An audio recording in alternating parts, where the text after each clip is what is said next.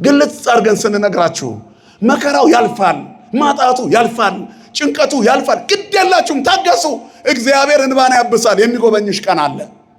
ሰይጣን እርጉም ነው እንዳታስቢ አይምሮሽን ውጥር ያደርገዋል። ከዚያ በኋላ ገመድ ያዘጋጅልሻል፣ መርዝ ያዘጋጅልሻል፣ ራስን ማጥፊያ ያዘጋጃል። ከዛ ስራውን ሰርቶ ትቶሽ ያልፋል፣ ወደ ሌሎቹ ይሻገራል። የሰይጣን መናኸሪያ አትሁኑ። ወኢትሃብዎ ፍኖተ ለሰይጣን፣ ለዲያብሎስ ዕድል ፈንታ አትስጡት።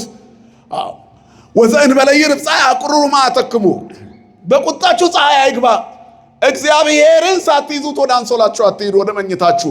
ሙት ራስን አጥፋ፣ ሂድ ራስን ግደል፣ ራስሽን ግደል አጠቅም ይልሻል ሰይጣን። ውሸቱን ነው።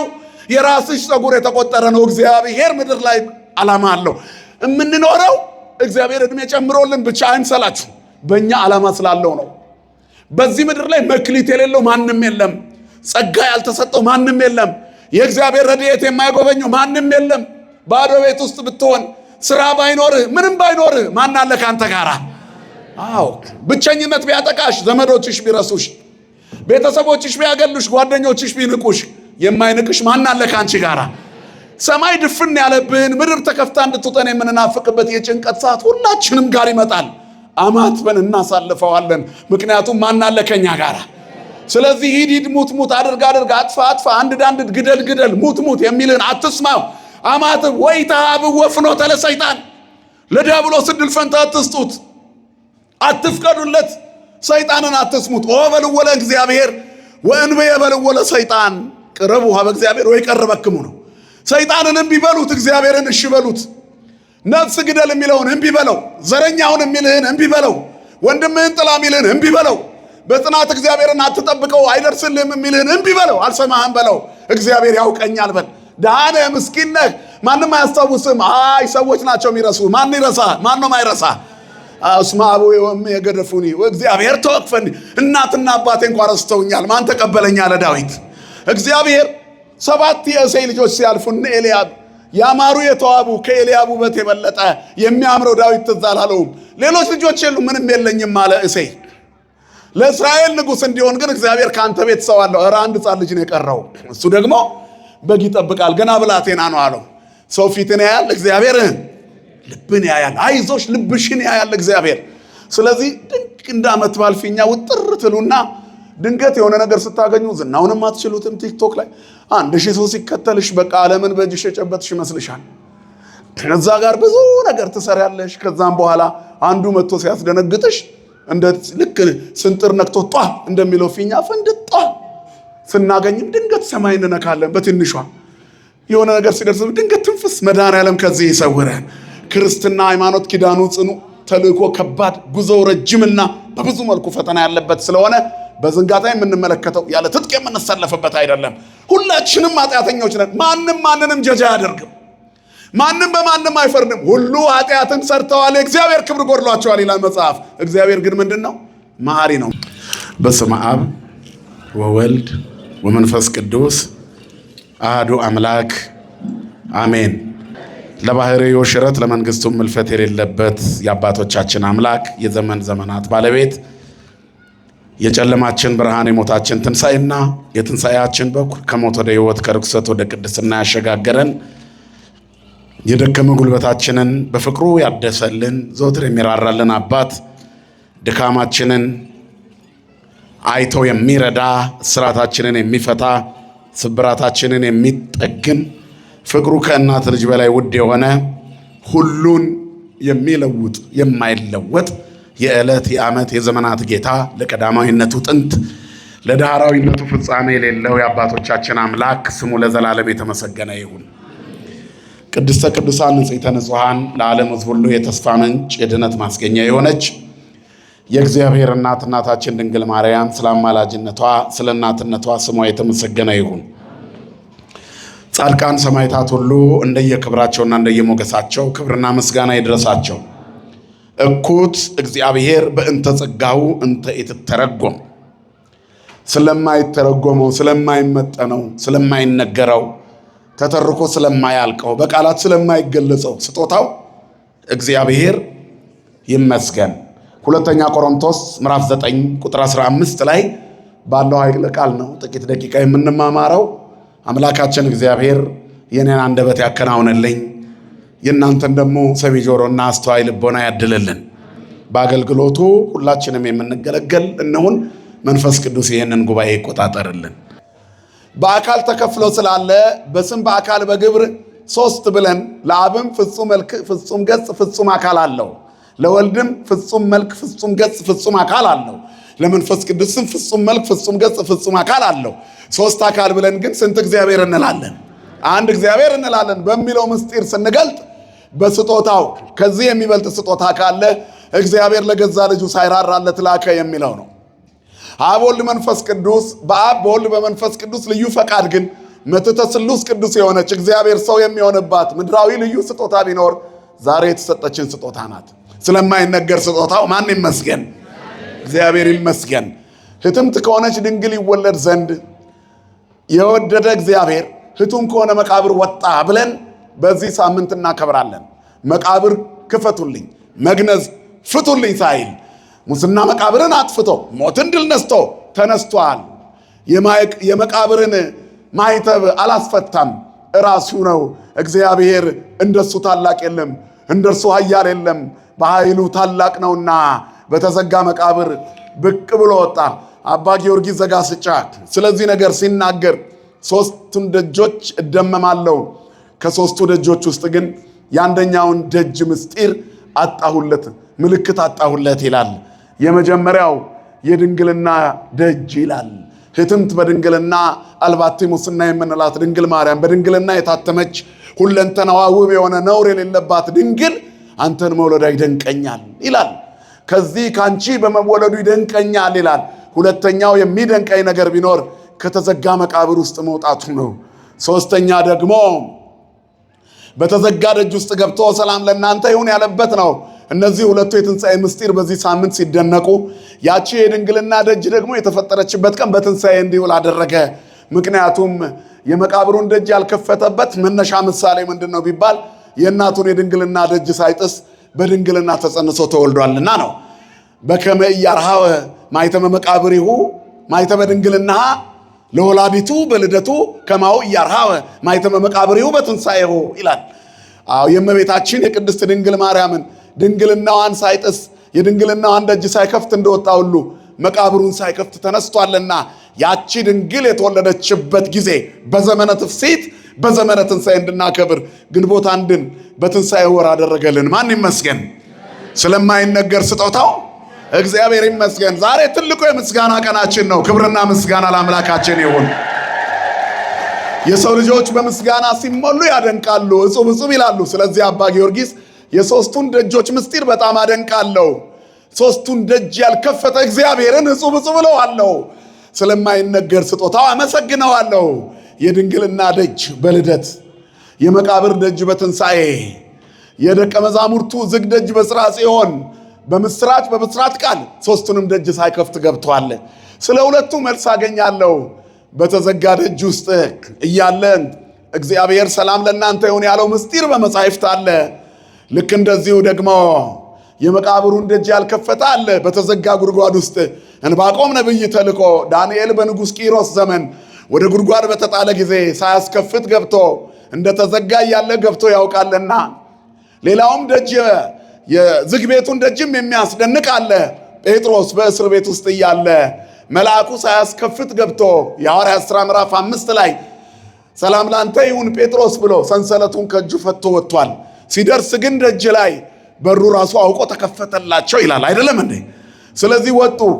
እነ ጴጥሮስ በከተማ ሄደው ሲያስተምሩ ትላንት ያሰራቸዋቸው ዛሬ እያስተማሩ ነው ብለው ሄደው ለወይኔ አለቃው ነገሩት። ለምን ፈታቸዋቸው አለ ዘበኞቹ። ኧረ ዝግ ነው አልተፈቱም አለ። ደጆቹ ዝግ ነበሩ። እነ ጴጥሮስ ግን ምን ሆነዋል?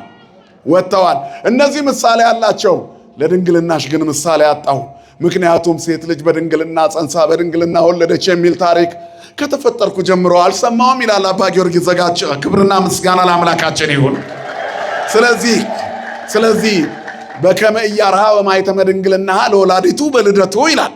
የእናቱን የድንግልናዋን ክብር ሳይጥስ ሳያስከፍት በክብር ገብቶ በድንግልና ተጸንሶ እንደተወለደ ሁሉ ከማሁ ኢያርሃወ ማኅተመ መቃብሪሁ በትንሣኤሁ እንደዚሁ በትንሣኤው የመቃብሩን ደጅ ያልከፈተ አምላክ ምስጋና ይገባዋል። ስለማይነገር ስጦታው እግዚአብሔር ይመስገን እንላለን። ስለዚህ የእግዚአብሔር ወደዚህ ዓለም መምጣት እጹብ ድንቅ ነው። እጅግ ይወደናል። እግዚአብሔር ሁል ጊዜ ይሰጠናል፣ ከልክሎን አያውቅም። ይሄ የቀረን የማይባል ልዩ ስጦታ የተሞላልን ሰዎች ነን።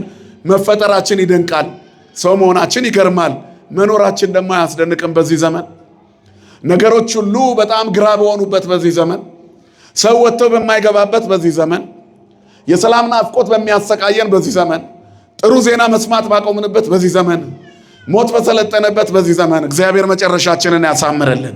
የኑሮ ውድነቱ ነገን እንድንፈራ ባደረገን በዚህ ዘመን ማን አለ ከኛ ጋራ? እግዚአብሔር አለ። በየትኛውም ዘመን ውስጥ እኮ ኖረናል። አናመሰግንም እንጂ ሰው መቼም በተፈጥሮ እኮ አያመሰግንም። እዚህ መካከል ውስጥ ባለ በእኔና በእናንተ ዕድሜ ጤፍ 1000 ብር ደርሶ በልተናል። ልክ አይደለሁም እንዴ? በልተናል። ምናልባት በየአይነት 2 ብርም 3 ብርም የበላ ሰው ይኖራል እዚህ ውስጥ። 1 ብርም የበላ አለ። ዛሬ ደግሞ በ100 ቤት በ1000 ቤት እየበላ አለ። ያኔም እየበላን ነው፣ አሁንም እየበላን ነው።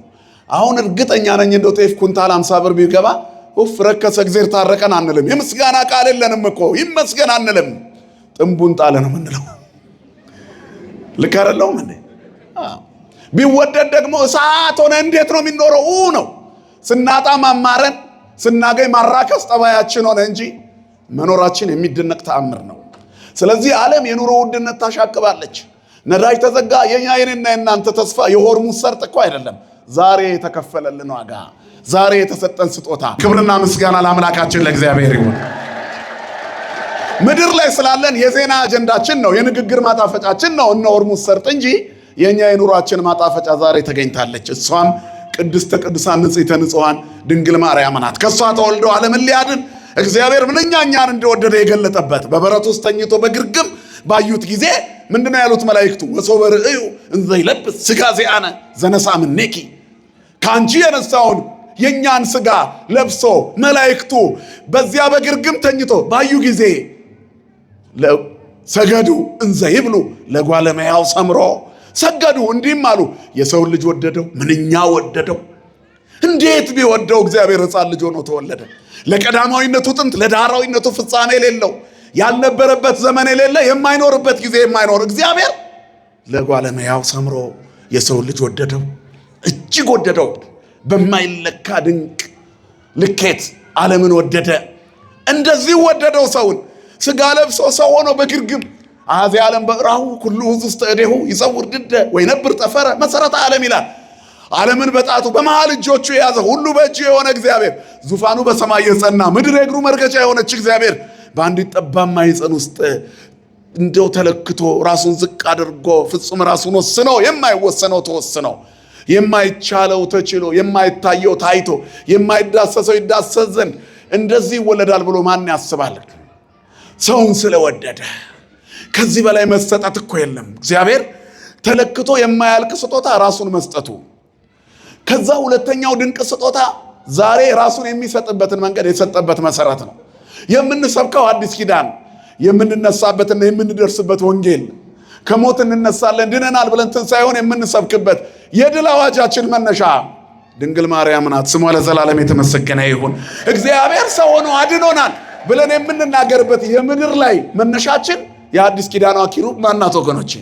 ድንግል ማርያም እናታችን ቅድስተ ቅዱሳን ንጽሕተ ንጹሐን መልዕልተ ኩሉ ፍጡራን። ስለዚህ ከእሷ ተወልዶ ሲያዩ ተደንቀዋል።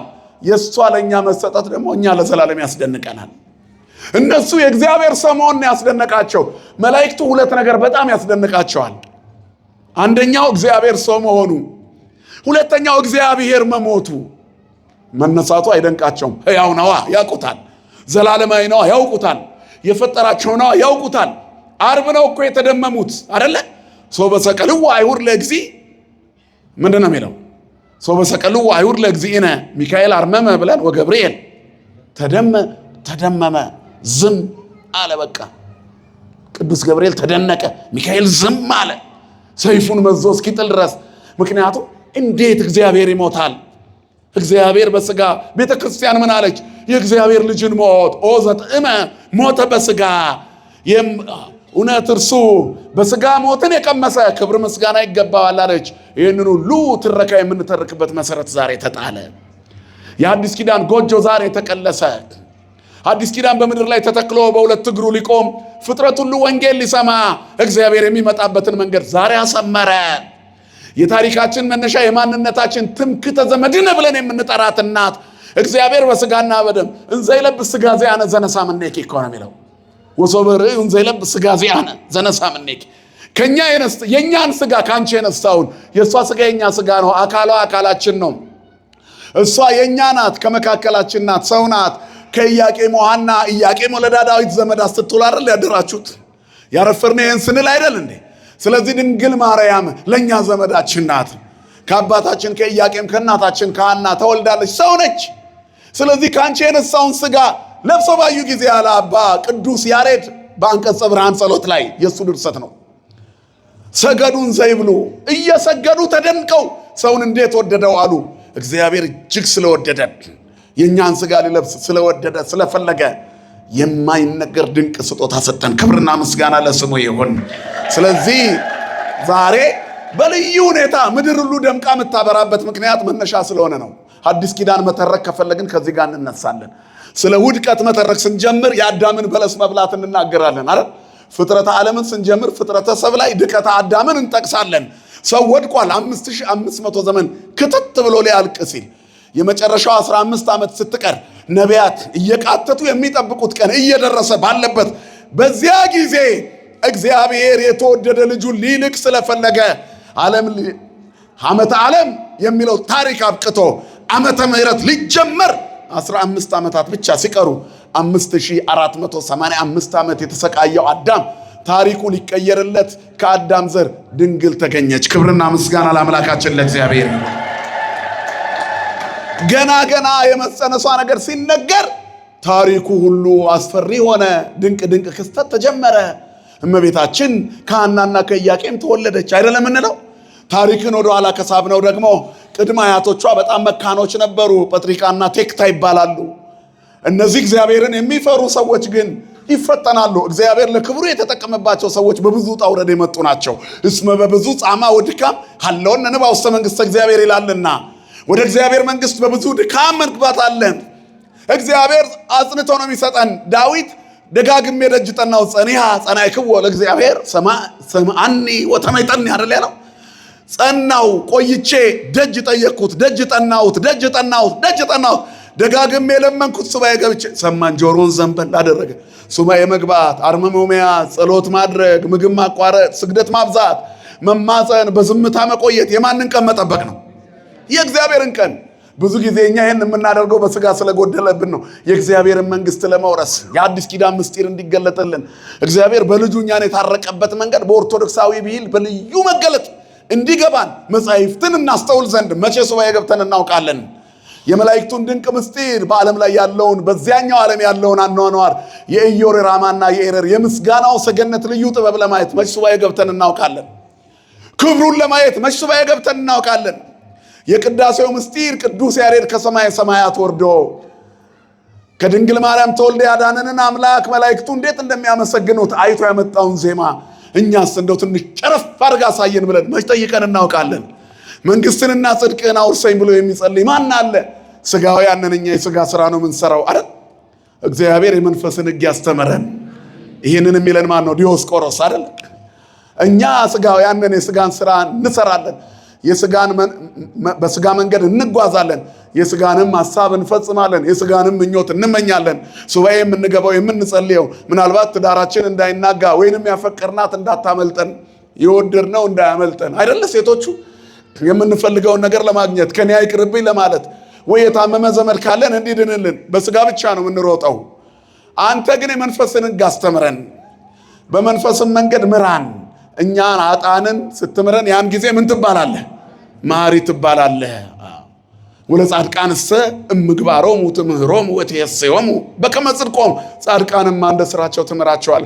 እነሱ ዕድሜ ልካቸውን በሱባኤ የኖሩ መንገዳቸውን ያቀኑ የእግዚአብሔር ድንቅ ስጦታ የገባቸው ውዳሴ ማርያም ያልተለያቸው ጸሎት ያላስታጎሉ ቀንና ሌሊት ቋንቋቸው ምስጋና የሆነ አኮቴቶሙ ረፍቶሙ ረፍቶሙ አኮቴቶሙ ከተባሉ ከሰማያን መላእክት ጋር ራሳቸውን የደመሩ በሰማዩ በምድር ሆነው የሰማይ ዜግነታቸውን ያስተካከሉ ስለሆኑ በረከታቸው የደረብን አባቶቻችን። ስለዚህ እኛ መንፈሳውያን ለመሆን እግዚአብሔር ለመሆን ስለ ስጦታው ዘግተን መጠየቅ አለብን። ክርስቲያን ተፈትኖ ሲያገኝ ነው ምሉእ የሚሆነው። እግዚአብሔር ለክብሩ የተጠቀመባቸው ሰዎች ብዙዎቹ በብዙ ልፋት የተገኙ ናቸው። መጽሐፍ ቅዱስ ውስጥ የተስፋው ልጅ ይስሐቅ የክርስቶስ ምሳሌ፣ የአብርሃምና የሳራን የረጅም ዓመት እግዚአብሔርን እየተማጸኑ ልጅ በማጣት የኖሩበትን መንገድ እንዳትረሱት። ደጋጎቹ ክርስቲያኖች በአዲስ ኪዳን እግዚአብሔርና ጸጋ ዘአብ ተክለ ሃይማኖትን እንዴት ነው ያገኙት? በብዙ ጽናትና ትግል። ስምዖንና አቅሌስያ ገብረ መንፈስ ቅዱስን 562 ዓመት በምድር ላይ ሲኖር ከምድር አንዲት ነገር ያልቀመሰው ጭራሽ 60 አናብስትና 60 አናብርት የእግሮቹን ትቢያ እየላሱ የእግሮቹ ትቢያ የአራዊት ቀለብ የሆነለት ጻድቅ ያፈራችው ምድር ይሄንን ሰው ያገኙት 30 ዓመት ጠብቀውት ነው በትዳራቸው። በኃጢአ ውሉድ በከዩ መጠን ዓመታት 30 አይደለም ይላል። ስምዖን ወአቅሌስያ ዘነበሩ በንሂሳ የሚኖሩ ስምዖንና አቅሌስያ ልጅ በማጣት 30 ዓመት ኖሩ ይላል። እና አቡነ ኢየሱስ ሞዐን የዘመናችን በእኛ በሀገራችን በምድራችን የተወለዱትን ስናስባቸው ወላጆቻቸው ልጅ በማጣት ተቸግረው የወለዷቸው ናቸው። እነ ኢያሱ ዘጀር እና አቡነ ሀብተ ማርያም እነዚህ ቅዱሳን አባቶቻችን ወደ ኋላ ስናይ ወላጆቻቸው በከፍተኛ ጽናት ነው ልጆቻቸውን ያገኙት። እግዚአብሔርን ቆይቶ ደጅ የጠና መጨረሻ ላይ ደስ ይለዋል። እግዚአብሔር ከልካይ አምላክ አይደለም። በጽናት ውስጥ የሚሰጠው ስጦታ ግን ቶሎ ቶሎ ከሚሰጠው የበለጠ ያምራል። ስለዚህ እግዚአብሔር ሲከለክላችሁ ምናልባት እስከ መጨረሻ አይደለም፣ ጠብቁት። በለሱን የጠበቀ ምንድነው የሚለው መጽሐፍ? ፍሬዋን ይበላል። ኢያቄምና ሐናም ጠብቀዋል። ቅድመ አያቶቿ ያለው መካንነት ልጅ የማጣት ነገር ዞሮ ዞሮ 7ኛ ትውልድ እነሱ ላይ ሲደርስ ከፍተኛ የሆነ ልጅ ማጣት መሳቀቅ እንደገና ፈጠረባቸው። ይሄ በትውልድ ውስጥ የሚያጋጥም ነው። ኤልሳቤጥና ዘካርያስን አስቧቸው። እምትውልደ አንስት አልቦ ዘየአብዮ ተብሎ የተነገረለት ከሴቶች መካከል የሚተካከለው የሌለ የተባለ መጥምቀ መለኮት ዮሐንስን ካህን፣ ነቢይ፣ መጥምቅ፣ ሐዋርያ ወሰማይት እነዚህን ሁሉ የያዘ ሁሉን አጠቃሎ የያዘ ከሴቶች ከተወለዱት አንተን የሚያህል የለም። አንዱ ጻድቅ ቢወለድ ወይ ሰማይት ይሆናል፣ ወይ ጻድቅ ብቻ ይሆናል፣ ወይ ሐዋርያ ይሆናል፣ ወይ ነቢይ ብቻ ይሆናል። ሁሉንም አምስቱንም የያዘ ካህን ነው፣ መጥምቅ ነው፣ ያውም አምላኩን ያጠመቀ ፈጣሪውን ለማጥመቅ የበቃ ነቢይ ነው፣ ሐዋርያ ነው፣ ሰማይት ነው። አንገቱን ተቀልቶ አንገቱን ተሰይፎ ስለ ክርስቶስ መከራ የተቀበለ ይህንን ሁሉ ያደረገ እሱ የተወለደው በቀላል አይምሰላችሁ። ኤልሳቤጥና ዘካርያስ በእግዚአብሔር ፊት ጻድቃን ነበሩ ይላል። ምን ማለት ነው? ጽድቅ በማጣት ውስጥ አለማጉረምረም፣ የእግዚአብሔርን ቀን መጠበቅ። ጸኒሐ ጸናዕክዎ ለእግዚአብሔር፣ እግዚአብሔርን ቆይቼ ደጅ ጠናው ጠበቅኩት። ዘጸንዐ ዲዲሃ ይበልዕ ፍሬሃ፣ በለሱን የጠበቀ ፍሬውን ይበላል አለ ሶሎሞን። እውነት ነው። በለሱን ጠብቀው ያገኙት ፍሬ ነው ዮሐንስ። ስለዚህ ዘካርያስ በስተርጅና ነው አይደል ዮሐንስን ያገኘው። ስለዚህ ይህን ሁሉ ምጠቅስላቸው እግዚአብሔር ለክብሩ የተጠቀመባቸው ሰዎች ብዙዎቹ ከዝቅተኛ ደረጃ የተነሱና በብዙ ልፋትና ድካም የተገኙ ናቸው። ስለዚህ እግዚአብሔር በእኛ እንዲሰራ መጽናት ያስፈልጋል፣ ተጋድሎ ያስፈልጋል፣ ብዙ ድካም ያስፈልጋል፣ ዋጋ መክፈል ያስፈልጋል።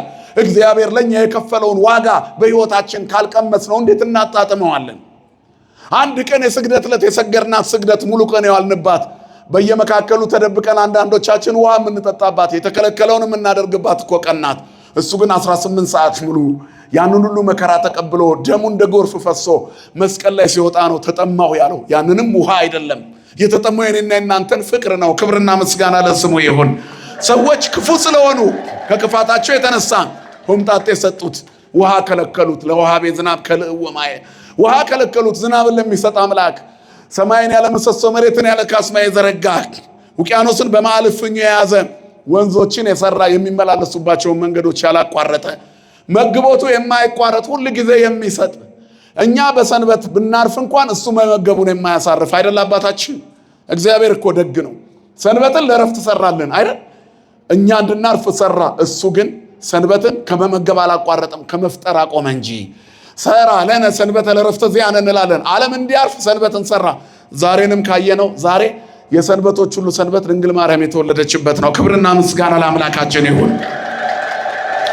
ልዩ የእግዚአብሔር ስጦታ እረፍታችን ዛሬ ተጀመረ። ሰንበተ ሰንበታት ማርያም እንላት የለ። ስለዚህ እሷ ለእረፍት ሆነችን። ምንድነው የሚለው በከመይቤ መጽሐፍ ማይከለ ፈጣሪው ፍጡራን ምንድን ለእረፍት ዘኮንኪ ጽላተ ኪዳን ሰንበተ ሰንበታት ማርያም ዕለተ ብርሃን ድንግል ማርያም የሰንበቶች ሁሉ ሰንበት ምን ማለት ነው? የትውልዱ የልብ ማረፊያ ናት እኮ። የለም እኮ ሌላ ፍጥረት ከመሰዶምም ኮነ ወከመ ገሞራም መሰልነ የሚለው የኢሳይያስ ትንቢት አባ ጽጌ ድንግል አምጥቶ ያመሰጠረው ለእመቤታችን ሲሰጠው ጌታ አንድ ዘር ባያስቀርልን ያለው ከእመቤታችን ይጀምራል። ንጹሕ ዘራችን ክርስቶስ ነው። የምድሩን ዘር የነሳው ራሱ ከፈጠራት ከእመቤታችን ነው። ድንግል ፈጣሪዋን የወለደችው የፈጠራት እሱ በንጽህና ጠበቃት ከእናቷ ማኅፀን ጀምሮ አረ ቀደሰ ማይዶሮ ልዑል ቅድስት ንዕድ ክብርት ናት። የኔና የናንተ እረፍታችን ናት። እረፍታችን ዛሬ ተሰጠን። ደስ አይልም? ደስ ይበላችሁ። ዛሬ እረፍታችን ነው። ከመንከራተት የምናርፍበት፣ ከእንግልት የምናርፍበት፣ ከስደት የምናርፍበት፣ ከውድቀት የምናርፍበት፣ ከስቃይ የምናርፍበት፣ ከማቃሰት የምናርፍበት፣ ከጭንቀት የምናርፍበት፣ ከስጋት የምናርፍበት፣ ከመከራ ፍርሃት የምናርፍበት ዛሬ ቀናችን ተጀመረ። ትውልድ ሁሉ ሊያርፍ ብኪ ድህነ ዓለም ወበወልድኪ ኮነ ሰላም። በአንቺ ዓለም ዳነ። ያዳነን ጌታ ነው። እሷ የመዳናችን ምንድናት? ምክንያት ናት። ስለዚህ በአንቺ በኩል ዓለም ዳነ። በእመቤታችን በኩል እግዚአብሔር ሰው ሆኖ አድኖኛል ካል ከማን? ከእመቤታችን። ስለዚህ ዛሬ የሰንበታት ሁሉ ሰንበት ድንግል ማርያም ዕለተ ብርሃን የተባለች ዛሬ ተገኘች። ለፍጥረት ሁሉ ተሰጠች። ይህን ለማግኘት ግን ቅድመ አያቶቿ ብዙ ለፍተዋል፣ ራሳቸውን ጠብቀዋል። ትውልድ ንጹሕ ሆኖ እንዲቀጥል ክርስቲያኖች የማያጉረመርሙ መሆን አለባቸው። ጎደለብን ብለው የማያጉረመርሙ፣ ተወደደብን ኑሮ ብለው የማይፈሩ፣ የከፈተውን ጉሮሮ ሳይዘጋ የሚያድረውን አምላክ የሚተማመኑ፣ የእግዚአብሔርን ቀን የሚናፍቁ፣ ይነጋል ብለው የሚተማመኑ፣ እኔም በመተማመን የሚጠባበቁ ይላል። አያፍሩም። እግዚአብሔርን ጠብቁት፣ ጠብቁት። ይመጣል እግዚአብሔር። ጠብቁት። ያነጋል ጨለማውን። ጠብቁት። መቃብር ይከፍታል፣ መግነዝ ይፈታል አይደል? አልዓዛር ታሟል የምትወደው ና ባሉት ጊዜ የእግዚአብሔር ተአምር ይገለጥበታል፣ አይሞትም አላቸው። ይድናል ብለው ጠበቁ። በር እያዩ ውስጥ ያለው አልዓዛር ነፍሱ ከስጋው ተለየች። በቃ ጌታ አልመጣም ብለው ተስፋ ቆርጠው ቀበሩት። ታሪክ አከተመ። በአራተኛው ቀን መጣ የመጨረሻው ለቅሶ ደራሽ። ነገር ግን የሚቀድመው የሌለ እንባን አባሽ። ሁሉም ነፍስ ይማር ብለው ሄዱ። እሱ ግን ነፍስን ከስጋ አዋህዶ መልሶ ሊሰጥ መጣ። ታሪክን እንደ አዲስ ሊቀይር እግዚአብሔር እናንተ ቤት ይመጣል። ክብርና ምስጋና ለስሙ ይሁን። እንደ አዲስ ከእግዚአብሔር ጋር ስትኖር ነበረ የሚል ታሪክ አይኖርህም። አለ የሚል ነው። እግዚአብሔር ትላንት ነበረ ዛሬ የለም አይባልም። አንቺ ህይወት ውስጥ በመከራም ውስጥ ብትሆኝ ከአንቺ ጋር ነው። እሳት ውስጥ ብንወርቅ አይለየንም። በውሃ መካከል ብናልፍ አብሮን አለ። አትፍራ፣ በስምህ ጠርቻለሁ። በእሳት ውስጥ ብትሄድ ነበልባሉ አያቃጥልም፣ እኔ ካንተ ጋር እሆናለሁ። የሆነ 3 ደቂቅ እነ ቂርቆስ ወየሉታ። በውሃ ውስጥ ብታልፍ አትታፈርም፣ እኔ ካንተ ጋር ነኝ። ዮናስ በዓሣ አንበሪ ሆድ ውስጥ መች ሞተ? ከንጉሱ ጋራ ከልዑሉ ጋራ ከፈጣሪ ዓለማት እግዚአብሔር ጋር ከሆንሽ በመቃብር ውስጥም ቢሆን ላንቺ የሚሆን አየር አይጠፋም። የሚያስጨንቀን አንዳንዴ እፍን እንላለን በጭንቀት። እግዚአብሔር ከኔ ጋር ነው ስትሉ ሊያስጨንቅ ወጥሮ የመጣው ጋኔን ካንቺ ይርቃል። በየትኛውም መንገድ ክርስቲያኖች መጨነቅ የለባችሁም። የትኛውም ውጥረት ውስጥ ብንኖር ሃይማኖተኛ ሰው ትልቁ ጥቅም ይሄ እኮ ነው። ትልቁ መንገድ ይሄ ነው። ብዙዎቻችን ጭንቅ ሲለን አሁን ያላችሁ ታናናሽ ወንድም እህቶቻችን ልል ናችሁ፣ በጣም የላላችሁ። የዛሬው ትምህርት ምናልባት ጥንካሬን በመገንባት ደረጃ ትልቅ ሚና ይጫወታል። ኢያቄምና ሐና ረጅም ዘመን ጠብቀዋል፣ አላሉም። ምነው እግዚአብሔር ተወን አላሉ። እናንተ የሆነች ነገር ሳትሳካ ስትቀር ቀጥታ ገመድ አንጠልጥላችሁ፣ ያውም ላይፍ ነው አይደል የሚሞቱ ሰዎች የበዙት። ራስን ማጥፋት ኃጢአት ነው። ግልጽ አድርገን ስንነግራችሁ መከራው ያልፋል፣ ማጣቱ ያልፋል፣ ጭንቀቱ ያልፋል። ግድ የላችሁም፣ ታገሱ። እግዚአብሔር እንባን ያብሳል። የሚጎበኝሽ ቀን አለ። ሰይጣን እርጉም ነው። እንዳታስቢ አይምሮሽን ውጥር ያደርገዋል። ከዚያ በኋላ ገመድ ያዘጋጅልሻል፣ መርዝ ያዘጋጅልሻል፣ ራስን ማጥፊያ ያዘጋጃል። ከዛ ስራውን ሰርቶ ትቶሽ ያልፋል፣ ወደ ሌሎቹ ይሻገራል። የሰይጣን መናኸሪያ አትሁኑ። ወይ ተሃብዎ ፍኖተ ለሰይጣን፣ ለዲያብሎስ ዕድል ፈንታ አትስጡት። ወዘእንበለ ይርብ ፀሐይ አቁርሩ ማዕተክሙ በቁጣችሁ ፀሐይ አይግባ። እግዚአብሔርን ሳትይዙት ወደ አንሶላችሁ አትሂዱ፣ ወደ መኝታችሁ። ሙት ራስን አጥፋ ሂድ ራስን ግደል ራስሽን ግደል አጠቅሚም ይልሻል ሰይጣን። ውሸቱን ነው። የራስሽ ፀጉር የተቆጠረ ነው። እግዚአብሔር ምድር ላይ ዓላማ አለው። የምንኖረው እግዚአብሔር እድሜ ጨምሮልን ብቻ አይምሰላችሁ፣ በእኛ ዓላማ ስላለው ነው። በዚህ ምድር ላይ መክሊት የሌለው ማንም የለም። ጸጋ ያልተሰጠው ማንም የለም። የእግዚአብሔር ረድኤት የማይጎበኘው ማንም የለም። ባዶ ቤት ውስጥ ብትሆን ስራ ባይኖርህ ምንም ባይኖርህ ማን አለ ካንተ ጋራ? አዎ ብቸኝነት ቢያጠቃሽ፣ ዘመዶችሽ ቢረሱሽ፣ ቤተሰቦችሽ ቢያገሉሽ፣ ጓደኞችሽ ቢንቁሽ፣ የማይንቅሽ ማን አለ ካንቺ ጋራ? ሰማይ ድፍን ያለብን ምድር ተከፍታ እንድትውጠን የምንናፍቅበት የጭንቀት ሰዓት ሁላችንም ጋር ይመጣል። አማትበን እናሳልፈዋለን። ምክንያቱም ማን አለ ከኛ ጋራ? ስለዚህ ሂድ ሙት አድርግ አጥፋ አንድ ግደል ሙት የሚልን አትስማው። አማትብ ወይታብ ወፍኖተ ለሰይጣን ለዲያብሎስ ዕድል ፈንታ አትስጡት፣ አትፍቀዱለት። ሰይጣንን አትስሙት። ወበልወለ እግዚአብሔር ወእንበየ በልወለ ሰይጣን ቅረቡ ሀበ እግዚአብሔር ወይ ቀርበክሙ ነው። ሰይጣንን እምቢ በሉት፣ እግዚአብሔርን እሺ በሉት። ነፍስ ግደል የሚለውን እምቢ በለው። ዘረኛውን የሚልህን እምቢ በለው። ወንድምህን ጥላ የሚልህን እምቢ በለው። በጽናት እግዚአብሔርን አትጠብቀው አይደርስልህም የሚልህን እምቢ በለው። አልሰማህም በለው። እግዚአብሔር ያውቀኛል በል። ደሃነ ምስኪን ነህ፣ ማንም አያስታውስም። አይ ሰዎች ናቸው የሚረሱ። ማን ይረሳ? ማን ነው ማይረሳ? እስመ አቡየ ወእምየ የገደፉኒ ወእግዚአብሔር ተወክፈኒ። እናትና አባቴ እንኳን ረስተውኛል፣ ማን ተቀበለኝ አለ ዳዊት።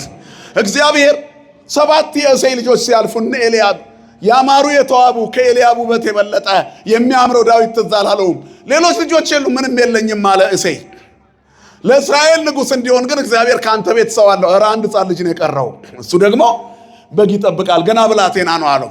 ሰው ፊትን ያያል፣ እግዚአብሔር ልብን ያያል። አይዞሽ ልብሽን ያያል እግዚአብሔር። ስለዚህ ድንቅ እንደ ዓመት በዓል ፊኛ ውጥር ትሉና ድንገት የሆነ ነገር ስታገኙ ዝናውንም አትችሉትም። ቲክቶክ ላይ 1000 ሰው ሲከተልሽ በቃ ዓለምን በእጅሽ የጨበጥሽ ይመስልሻል። ከዛ ጋር ብዙ ነገር ትሰሪያለሽ። ከዛም በኋላ አንዱ መጥቶ ሲያስደነግጥሽ እንደ ልክ ስንጥር ነክቶ ጧ እንደሚለው ፊኛ ፍንድጧ ስናገኝም ድንገት ሰማይ እንነካለን በትንሿ የሆነ ነገር ሲደርስ ድንገት ትንፍስ። መድኃኔዓለም ከዚህ ይሰውረን። ክርስትና ሃይማኖት ኪዳኑ ጽኑ፣ ተልእኮ ከባድ፣ ጉዞው ረጅምና በብዙ መልኩ ፈተና ያለበት ስለሆነ በዝንጋታ የምንመለከተው ያለ ትጥቅ የምንሰለፍበት አይደለም። ሁላችንም ኃጢአተኞች ነን። ማንም ማንንም ጀጃ አያደርግም። ማንም በማንም አይፈርድም። ሁሉ ኃጢአትን ሰርተዋል፣ የእግዚአብሔር ክብር ጎድሏቸዋል ይላል መጽሐፍ። እግዚአብሔር ግን ምንድነው? መሐሪ ነው። ምንድነው እግዚአብሔር? ንገሩኝ። ይቅር ባይ ነው በሉ። እግዚአብሔር ምንድነው? ይቅር ባይ ነው። እግዚአብሔር ምንድነው? መሐሪ ነው። እግዚአብሔር ምንድነው? ከመና ሸፋኝ ነው። እግዚአብሔር ምንድነው? ፍቅር ነው። ክብርና ምስጋና ለስሙ ይሁን።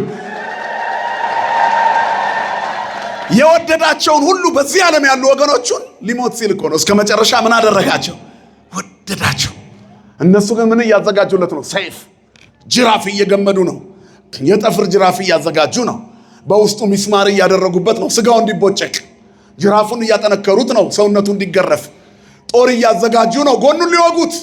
ችንካር እያዘጋጁ ነው፣ እጅና እግሩን ሊበሱት። እሱ ግን ወደዳቸው። የወደዳቸውን እስከ መጨረሻ ወደዳቸው። ሊገሉት የመጡትን እስከ መጨረሻ ወደዳቸው። አይኑን አስረውት ዘፈጠራሁ ለአይን ይሬእኑ ወዘተከላሁ ለእዝን እየሰምዕኑ ይላል መጽሐፍ። አይንን የፈጠረ አያይምን? ጆሮን የተከለ አይሰማምን? አይንን የፈጠረውን እግዚአብሔርን አይኑን በጨርቅ አስረው ሰው ሆኖ ቢመጣ እየገረፉ በጥፊ የመታ ማን ነው? ትንቢት ተናገር ብለው አላገጡበት፣ ቀለዱበት፣ ተሳለቁበት። መሳለቁ ሁሉ ለኛ የሚገባ ሆኖ ሳለ እየከፈለልን የወደደንን እስከ መጨረሻ ምን አደረገን? ወደደን። ስለዚህ እግዚአብሔር ይወድሻል እህቴ። ዛሬ ስለመሸም አይነጋ አይምሰልሽ።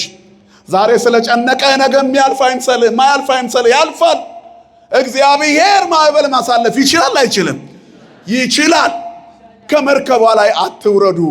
በራሳችሁ አትወስኑ። የራሳችሁ አይደላችሁም። በሚሞት ስጋችሁ ኃጢአት አይንገስ። ወይታብ ወፍኖተ ለሰይጣን ለዲያብሎስ ዕድል ፈንታ አትስጡት። እግዚአብሔርን ደስ የሚያሰኝ ነገር ብቻ አድርጉ። ጭንቅ ጥብብ ቢላችሁም ጌታዬ ሆይ አስችለኝ በሉት። ማጣቴን አስችለኝ፣ መገፋቴን አስችለኝ፣ መውደቄን አስችለኝ። እንደገና ታሪክ መቀየር ይችላል አይችልም? እግዚአብሔር ይችላል። ሁሉ ኖሯቸው ጴጥሪቃና ቴክታ ልጅ የላቸውም ነበር። ግን አልተማረሩም። ትልቁ ክርስትና በጉድለት ውስጥ ሆኖ አለማጉረምረም ነው። ኤልሳቤጥና ዘካርያስ በእግዚአብሔር ፊት ጻድቃን ነበሩ። ለምን? እንዴት ጻድቃን ሆኑ? ሞልቶላቸው አይደለም። ምንም ልጅ የላቸውም፣ ግን ምስጋና አቋርጠዋል እንዴ? አብርሃምና ሳራ እግዚአብሔርን በጣም ያመልኩት ነበር። የሚታይና የሚዳሰስ ነገር በሌለበት ዘመን እግዚአብሔርን በስነ ፍጥረት ፈልጎ ያገኘው ማን ነው? አብርሃም አይደለምን? አብርሃም አምላኩን ይወደው ነበረ፣ ነገር ግን ልጅ የለውም። አጉረምርሟል? አላጉረመረመም። አብርሃም አጉረመረመ የሚል አንድም የለ። አንድ ቦታ ላይ ያመለከተ ጌታዬ ሆይ እኔ ጋሻ ነኝ ሲለው እግዚአብሔር ምን ትሰጠኛለህ? አሁን እኮ ከድል በኋላ ግዳይ ጥሎ ሲመለስ ኮሎዶጎሞርንና እነዚያን ነገስታት ድል አድርጎ ሲመለስ፣ ሌሎቹንም ነገስታት ድል አድርጎ ሲመለስ በየድንኳኑ የድል ዜማ ይሰማል። የእሱ ድንኳን ውስጥ አንዲት ሴት ኩራዙን አብርታ ትታያለች። እሱ ደጅ ቆሟል። ወደ ራሱ ትልቁ ድንኳን ሲመለከት የሰው ጥላ ይታየዋል። የሚስቱ ሳራ መልክ ነው። በጧፉ ወይንም በኩራዙ ብርሃን ዝም ብሎ መሃል ላይ ቆመ። እንደተከዘ ገባው እግዚአብሔር ሳትለምኑት ይሰማል። ወዘእንበለ ንስአለው ይውፍቶተነ፣ ሳንለምነው የምንሻውን ይሰጣል እግዚአብሔር። ስለዚህ አብርሃም አለው። እግዚአብሔር በስማችን ይጥራን ሁላችንን። እኔ መልካም እረኛ ነኝ፣ በጎቼ ድምፄን ይሰማሉ ይል የለ? ጥሩ በጎች ሁኑ፣ ቀንዳም በጎች አትሁኑ። የምትዋጉ አትሁኑ፣ የምታጉረመርሙ አትሁኑ፣ የምትማረሩ አትሁኑ፣ እግዚአብሔር ትቶኛል የምትሉ አትሁኑ። አታጉረምርሙ። በማጣትህም ውስጥ እግዚአብሔር አይተውህም። ምንም ባይኖረን እግዚአብሔር ካለን ይበቃል። ምንም እንኳን በለስ ባታፈራ፣ ከወይን ሐረግ ፍሬ ባይገኝ፣ የወይራ ስራ ቢጎድል፣ እርሻዎች መብልን ባይሰጡ፣ ላሞች በረት ውስጥ ባይገኙ፣ በጎች ጋጥ ውስጥ ባይገኙ፣ እኔ ግን በማን ደስ ይለኛል አለ ነብዩ? በእግዚአብሔር ደስ ይለኛል። ትንቢተ ዕንባቆም ምዕራፍ 3 ምዕራፍ 6 ቁጥር 18። እናንተ የእግዚአብሔር ቤተ መቅደሶች ናችሁ። ጨለማ ከብርሃን ጋር ኅብረት የለውም። ክርስቶስን ከቤልወር ጋር ማን ያወዳድረዋል? የእግዚአብሔር ቤተ መቅደስ ቅዱስ ነው፣ ያውም እናንተ ናችሁ። ማንም የእግዚአብሔርን ቤተ መቅደስ ቢያፈርስ እግዚአብሔር እሱ ምን ያደርገዋል? ያፈርሰዋል። ማንም ሰው ራሱን ቢያጠፋ ወደ እግዚአብሔር አይሄድም። ምንም ስላሸበሸብን፣ ስለዘመርን፣ ስለቆረብንም ቢሆን ይህንን ካደረገን እግዚአብሔር ይቆጣል። ከዚህ ክፋት መድኃኔዓለም ይጠብቀን፣ ኃጢአትን ከኛ ላይ ያርቅልን። ስለዚህ እግዚአብሔርን መጠበቅ ነው። ጠብቁት፣ እግዚአብሔር ይሰጣል።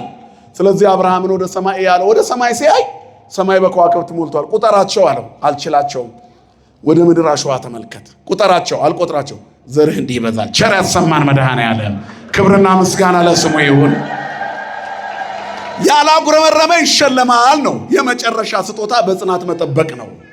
ስለዚህ ድል የሚነሳው ይህን ፈተና የሚያሸንፍ በሁለተኛው ሞት አይጎዳም አይደል? እንዳንጎዳ እግዚአብሔር ይጠብቀን። በመጨረሻ በጥሪቃና ቴክታ ያለማጉረምረም ስለኖሩ ህልማዩ ነው መጽሐፉ። ስለተተረከላችሁ ይህን ብዙ አልሄድም።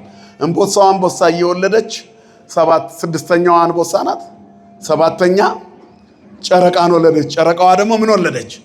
ፀሐይን ወለደች። መፈክረ ህልም ዘንድ ሄዱ፣ ተርጉምልን አሉት፣ ተረጎመላቸው። ደጋጎቹ ሴቶች እነ ሄርሜላ፣ እነ ደርዲ፣ እነ ኤሄሜን፣ እነ ቶና፣ እነ ሲካር ተወለዱ። ሃና ላይ ደረሰ። አንደኛው አንበሳ እሷ ናት።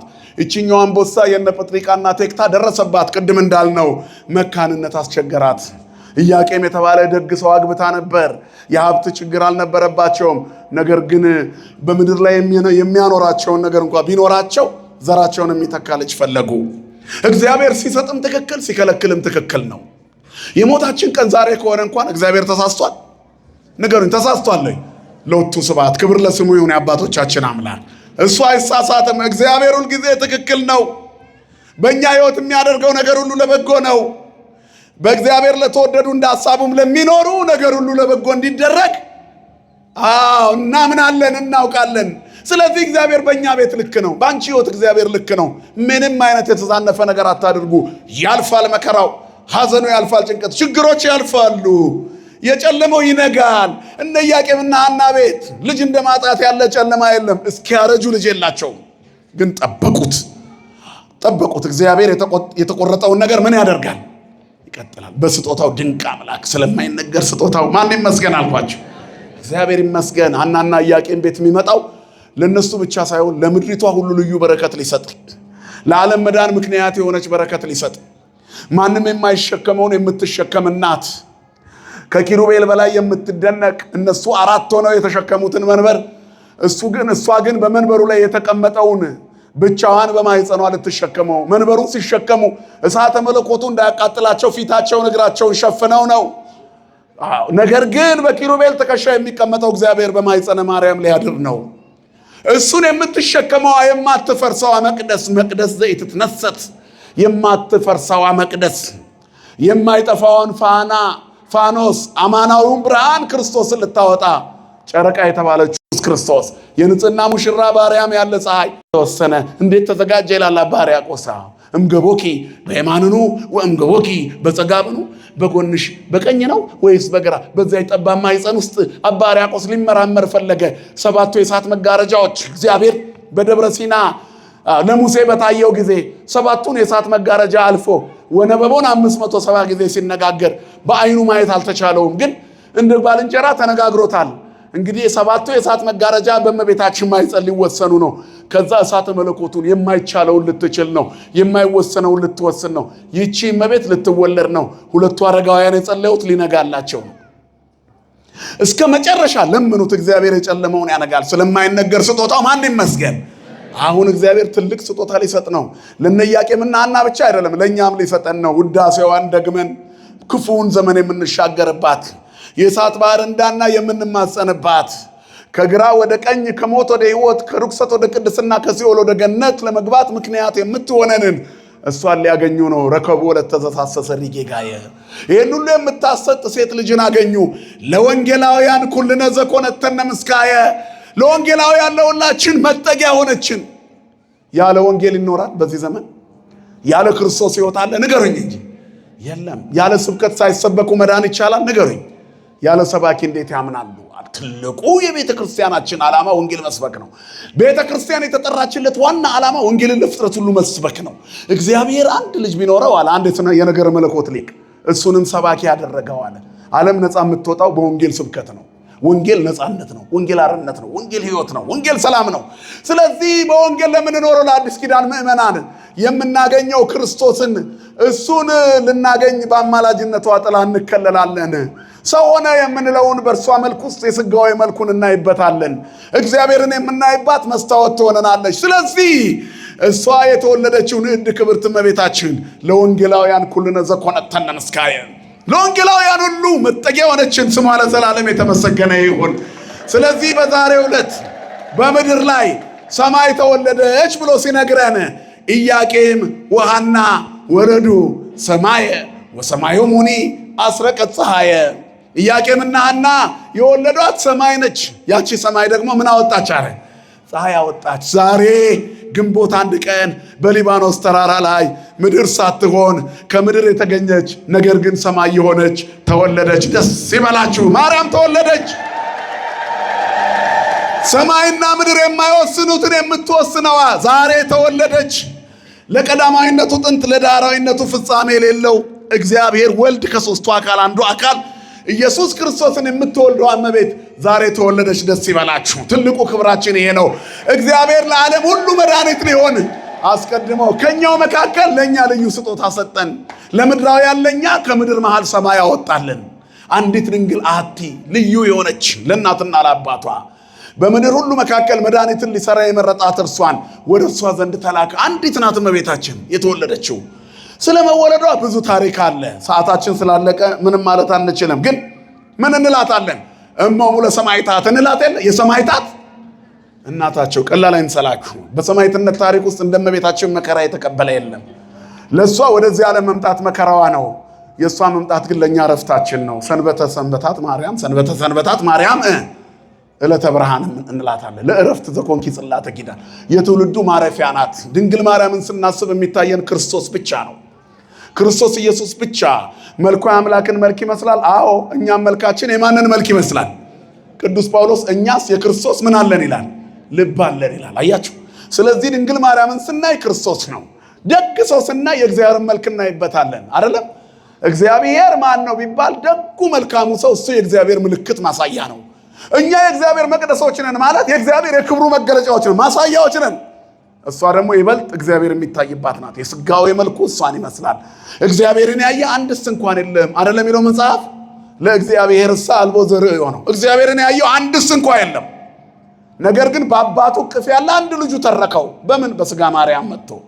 ስለዚህ እመቤት ልትወለድ ገና ስትጸነስ አረጋውያኑ እንደ አዲስ ሆኑ ይላል። በስተርጅና አይደል የለመኑት ጽንሰትኪ መራ አረጊት ወላ አረጋዊ ከብካቡ፣ ጽንሰትሽ ያንቺ መጸነስ በአረጋዊቷን ሐናን ሙሽሪት አደረጋት። አረጋዊውን ኢያቄምን ደግሞ ወደ ጫጉላው እንደሚገባ አዲስ ሙሽራ አደረገው። የእርጅናችን መታደስ ገና ስትጸነስ ወላጆቿን አደሰች። ስሟ ለዘላለም የተመሰገነ ይሁን። ፍጥረት ሁሉ የሚታደስባት ወብኪ ታደሰ ቀዳሜ ኩሉ ፍጥረት፣ የፍጥረት ሁሉ መጀመሪያ ባንቺ ታደሰ የምንላት አማላጃችን እናታችን ርሪቷ ንጽሕቷ ስሟን ስንጠራ አፋችን በበረከት ሙልት የሚልባት ድንግል ማርያም ገና ስትጸነስ እናትና አባቷን ወጣት አደረገቻቸው። ስሟ ለዘላለም የተመሰገነ ይሁን። ከዚያ ቀጥሎ የሕዝቡ ሁሉ እርጅና የእግዚአብሔር ሕዝብ እርጅና የሚታደስባት ልትሆን እንተ ተሐደሰ ብኪ ለእግዚአብሔር ውርዙተ ሕዝቡ፣ የሕዝቡ እርጅና የእግዚአብሔር ሕዝብ እርጅናው ባንቺ ታደሰ።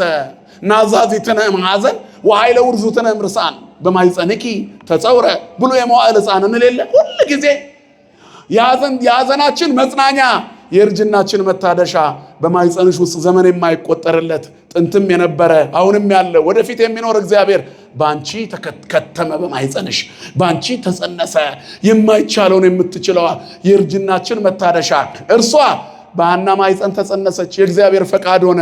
ይሄ ነሐሴ 7 ቀን ተከናወነ። ክብርና ምስጋና ለአምላካችን ለእግዚአብሔር ይሁን። ሐና በማይጸኗ እመቤታችንን እንደጸነሰች አንድ ተአምር ተገለጠ። ይህን ብቻ ነግራችኋለሁ። ብዙ ነው ታሪኩ። ሳሚናስ የሚባል የሐና አጎት ያሳደጋት ሞተ። ትወደው ነበርና የተኛበት ቃሬዛ ላይ ደገፍ ብላ ብታለቅስ የሐና ሆድ አስከሬኑን ነካ። ብድግ ብሎ ተነሳና የሰማይ የምድር ንግሥት ሆይ ሰላም ላንቺ ይሁን አለ ይላል። ክብርና ምስጋና ለአምላካችን ይሁን። በዚያ ያሉ ሰዎች አይሁድም ነበሩና ምን አየህ አሉት። ከመነሳቱ ይልቅ ያደረገው ነገር አስደነቃቸው። አይሁድ ግብዞች ናቸው። ለሰው የተሰጠው ሁሉ የኔ ካልሆነ የሚሉ አሉ። እንዲህ አይነት ሰው አለ እኮ እያለው ሌላውን ለመያዝ የሚሮጥ ሰው አለ። አሁን እኮ እውነት እንደ ሁሉንም ነገር እኮ ያስቸገረው እኮ ለብዙ ነገር መሰናክል የሆነው እኛ ነን። ሼኮቹም እኛ፣ ቄሶቹም እኛ፣ ጳጳሶቹም እኛ፣ ዑለማዎቹም እኛ፣ ዲያቆኖቹም እኛ፣ መድረሳዎቹም እኛ፣ ፓስተሮቹም እኛ፣ ካዳሚዎቹም እኛ፣ ሁሉንም ይዘናል። ጥንቆላውም ላይ አለን። እስቲ ቲክቶካችሁ የጫናችሁትን ወደ ኋላ ሄዱ። እንክርዳዱንም ስንዴውንም አሰሱንም ገሰሱንም ሲያግበሰብስ የሚሆን ነው የምታዩት። እንዴት የእግዚአብሔር ይሆናል? የሆነ ቀን ሰባኪ ሆኖ በንግግሩ አንዱን ካልሰበርኩ ይላል። የሆነ ቀን ነውረኛ ቃል ካፍ ሲወጣ ታዩታላችሁ። የሆነ ቀን ነጠላ ለብሼ ካልሰበኩ የሚል ታያላችሁ። የሆነ ቀን ደግሞ እንደው መርዝ ሲተፋ ታዩታላችሁ። ከእግዚአብሔር ያልተሰራ ሰው እዚህም እዛም ይረግጣል። እግዚአብሔር ከዚህ ይሰውረን ሁላችንን። ክርስቲያን ወጥ ማንነት ነው ሊኖረው የሚገባው። መንፈሳዊነት በአካል በተግባር የሚገለጥ ነው። ማንም በእኛ መሞት ሁሉ በልኩ ቢመላለስ፣ ሁሉ በጸጋው ቢመላለስ ዓለም ባልቆሸሸች ነበረ። ነገር ግን ሁሉ ያምረናል። የእኛ ችግሬ ነው። አይሁዳውያንም እንደዚህ ናቸው። ነቢይ ሲያዩ ነቢይ ካልሆንኩ ይላሉ። ትልቅ አዲስ ነገር ካዩ ያንን አዲስ ነገር ነቢያትን እየዞሩ የሚገድሉት ለምን ይመስላችኋል? ሲበልጧቸው እየተበሳጩ እኮ ነው። እግዚአብሔር እንዴት እነሱን ያናግራል? እኔ እያለሁ የሚሉ ሰዎች አሉ። በአንድ ወቅት ይሄ እኮ የሙሴ የት ማርያምና አሮን ላይ ደርሶባቸው ነበር አይደል? ይሄ ቅንዓት አብሮ የመጣ እኮ ነው። ወንድማቸው ሙሴ እግዚአብሔር ስላናገረው ሙሴ ማን ነው አሉ። አረ ማን ነው ሙሴ? እግዚአብሔርን ከኛ ጋር የሚያመልክ አይደል? ከሙሴ ጋር እንዲነጋገር ከኛ ጋር ይነጋገር የለ? ማን ስለሆነ ነው ሙሴ? ከሱ እንሻላለን አሉ። 570 ጊዜ ወነበቦን ከእግዚአብሔር ጋር የሚነጋገር መጽሐፍ ሰው ከባልንጀራው ጋር እንደሚነጋገር ሁሉ እግዚአብሔርን ከሙሴ ጋር ይነጋገር ነበር ይላል። ክብርና ምስጋና ለአምላካችን ይሁን። እንዴት አይነት ጸጋ ነው! ስለዚህ ይሄ ሲሆን ማርያምን እግዚአብሔር በለምጽ መታት። ቅናት አጥንትን ያነቅዛል ይላል መጽሐፍ። ከመንፈሰ ቅናት እግዚአብሔር ይሰውረን። ከኃጢአት ከሰይጣናዊ ቅናት ማለት መንፈሳዊ ቅናት እንደሱ በሆንኩ ያሰኛል። ሰይጣናዊ ቅናት ግን እሱን ካላጠፋሁት እንላለን። ቦታውን ግን አናገኘውም። የጸጋ ስጦታ ይለያያል። የተሰጠኝን ይዤ ወንድሜን በወደው የወንድሜ በሱ በኩል ይደርሰኛል፣ የኔን ደግሞ እርሱ ያገኘዋል። ምን አለ ተደጋግፈን ብናልፋት? አንዱ ሌላውን ባይነጥፈው ምን አለ? አንዱ ሌላውን ባይገፋ ምን አለ? ተላላፊ በሽታ በዛ፣ ከሚያድነው የሚያሰናክለው በዛ። ሁሉም ራሱን የሚያይስ ራስ ወዳድ ሆነ። አይሁዳዊነት ይሄ ነው። ከዚህ ይሰውረን መድኃኔዓለም። ለዚህ እኮ ነው ቅዱስ ጳውሎስ በጣም ተበሳጭቶ የአይሁዳዊ ብልጫው ምንድነው? የመገረዝ ጥቅሙ ምንድነው? ግዝረትንና አይሁዳዊነትን ብቻ ይዛችሁ ዘረኝነትና ስርዓት ብቻ ይዛችሁ ዋናውን መዳን ረሳችሁት አለ። ትልቁ መገረዝ አለመገረዝ አይጠቅምም። በክርስቶስ የማመን በኢየሱስ ክርስቶስ የመኖር በጥምቀት ልጅነት የመታደስ በአዲሱ ተፈጥሮ የመቆም አሮጌ ሰውነት የማውለቅ የቤተ መቅደሱን ጉልላት እያዩ ማድነቅ ከቤተ መቅደሱ የሚፈሰውን የሕይወት ቃል እየሰሙ ማደግ ይሄ ነው የሚያስፈልገው። የአይሁዳዊ ብልጫው ምንድነው? አያቴ በጣም ሊቅ ነበሩ፣ አባቴ እንደዚህ ነበሩ፣ ቅድመ አያቴ የጃንሆይ ንስሐ አባት ነበሩ እያልክ ብትቆጥር ይሄ ሁሉ በቆጠራ መንግሥተ ሰማያት አይገባም። ክርስትና በዘር የሚሰጥ ርስት ጉልት አይደለም። ክርስትና የሚጣፍጠው ሲናገሩ ሳይሆን ሲኖሩት ነው። ስለዚህ በውርስ የምናገኘው የለም። አባቴ እንዴት ያሉ ሊቅ ነበሩ፣ በቃ ነበሩ፣ አልፈዋል። ለአንተ ከሳቸው የደረሰ ነገር ካለ ደግነታቸው ለሌሎች ስጥ። ብዙ ሰው የህይወት ታሪኩን ያሳትማል፣ እሱ ጋር ሲደርስ ምንም አታገኙበትም። የኔ እናትና የአባቴ ታሪክ ጣፋጭ ሊሆን ይችላል፣ እኔ ጎምዛዛ ከሆንኩኝ ተቋርጧል ትውልድ አይደለም እንዴ? የተቆረጠ ትውልድ ከመሆን መድኃኔዓለም ይሰውረን። የአባቶቻችን ልጆች የመሆናችን ምስጢር በብዙ በረከት መኖር ነው። አይሁድ ግን የአባቶቻቸው ልጆች ናቸው። የገዳዮች ልጆች ናቸው አይሁድ። የገዳዮች የአባቶቻቸው ልጆች። እናንተ የአባቶቻችሁን ከረጢት ሙሉ ይላቸዋል ጌታ እኮ ነው። አባቶቻችሁ ነቢያትን ገድለው ነበር፣ የነቢያቱን ንጉሥ መድኃኒቱን እናንተ ደግሞ ልትገድሉት ነው። የአባቶቻችሁን ከረጢት ሙሉ፣ እናንተ የመርገም ልጆች ናቸው ሲላቸው፣ እኛ ግን የበረከት ልጆች ነን። እኛ የተክልዬ ልጆች ነን አይደለንም እንዴ? እኛ የቅዱስ ጊዮርጊስ ልጆች ነን አይደለንም ወይ? ነን በሉ። እኛ የተክለ ሃይማኖት ልጆች ነን። እኛ የገብረ መንፈስ ቅዱስ ልጆች ነን። እኛ የቅዱስ ያሬድ ልጆች ነን። ከአፋችን ዜማ እንጂ መርገም አይንቆረቆረም። ክብርና ምስጋና ለአምላካችን ለእግዚአብሔር ይሁን። ማህሌቱ፣ ቅዳሴው፣ ሰዓታቱ የኛ ነው። ወንጌል የኛ ነው። ኦርቶዶክስ ትስበክ ክርስቶስን፣ ኦርቶዶክስ ትግለጠው መድኃኒቱን ከነ እናቱ ምስለ ፍቁር ወልዳ ብላ ነው የምትናገረው። እግዚአብሔር ሰው ለመሆኑ ማስረጃው እናቱ ያቀፈችው ስዕል እኛ ቤት አለ። ዝም ብለን ኢየሱስ ብቻ አንልም። ሕፃኑን ከእናቱ ጋር በግርግም ታገኙታላችሁ። የመወለዱ ምልክት ወላጅ እናቱ መኖሯ ነው አይደለም እንዴ? ስጋ የመልበሱ ምልክት ጡቷን አጥብታ የምታሳድገው እናት መታየቷ ነው። ማን ይመስገን? ስለማይነገር ስጦታው እግዚአብሔር ይመስገን። ይሄ ድንቅ ስጦታ ነው። ስለዚህ ወዲያው ተበሳጩ፣ ያሳድዷት ጀመረ። ሐናን በስደት ሊባኖስ ተራራ ላይ ንዕድ ክብርት የሆነች ከፀሐይ 7 እጅ የምታበራ ክብሯ ከአድባራቶች ሁሉ ከፍ ከፍ ያለ የተራሮች ሁሉ ተራራ በተራራው አናት ላይ ተወለደች። ክብርና ምስጋና ለአምላካችን ይሁን። ንፍሮ የምንቀቅለው ለመበተን አይደለም። የይድረስ ይድረስ የደስታ ምልክቱ ያን ጊዜ የተዘጋጀው ይሄ ብቻ ነበር። የወቀጡት የተሸከሸከው ገብስ የተዘጋጀው ዝግጅት ለመመገብ አልተቻለም። ጥለውት ወጥተዋል። አይሁድ ምን አድርገዋቸዋልና አሳደዋቸዋል። መጥቁል የተባለ ጠንቋይ ሲያሳደዳቸው ቆይቷል። ከመወለዷ በፊት መከራ የጀመራት እናት የመከራ እናት ሆነች።